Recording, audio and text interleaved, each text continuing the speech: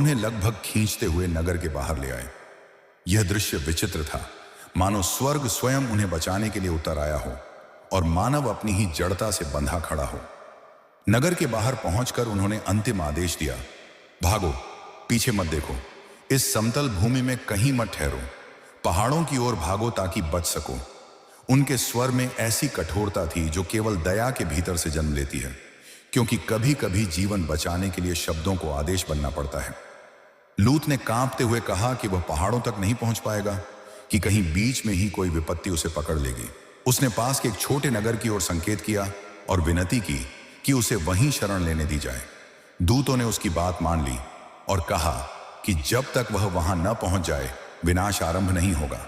और तब वे दौड़ पड़े, लूत, उसकी पत्नी, उसकी 2 पुत्रियां। एक ऐसी दौड़ जिसमें पीछे छूटती थी पूरी दुनिया और आगे अनिश्चित भविष्य। उनके पैरों के नीचे धूल उड़ रही थी, उनके हृदयों में भय धड़क रहा था और आकाश धीरे धीरे अपने भीतर छिपी हुई अग्नि को प्रकट करने की तैयारी कर रहा था। पीछे सदोम और अमोरा अब भी अनजान थे। उनकी गलियों में शायद अभी भी हंसी गूंज रही थी, शायद कोई उत्सव चल रहा था, शायद कोई यह सोच भी नहीं सकता था कि यह उनकी अंतिम सुबह है। पर कभी कभी विनाश बिना घोषणा के आता है और वह किसी को चेतावनी का अवसर नहीं देता, सिवाय उन लोगों के जिन्हें पहले ही संकेत दिया जा चुका हो।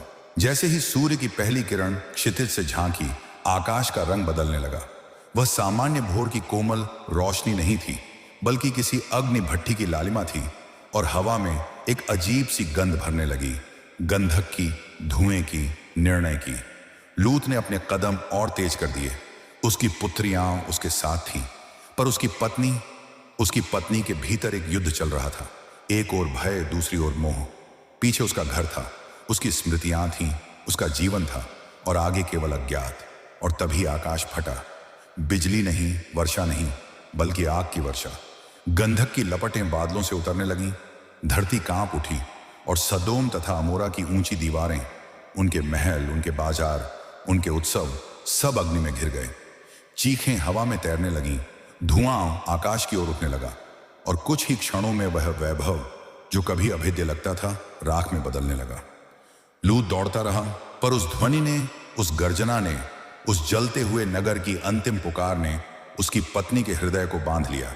वह रुकी और एक क्षण के लिए पीछे मुड़ी, शायद अंतिम बार अपने घर को देखने के लिए, शायद यह जानने के लिए कि क्या सचमुच सब समाप्त हो गया। पर आदेश स्पष्ट था, पीछे मत देखना। और उस एक क्षण ने इतिहास बदल दिया। आकाश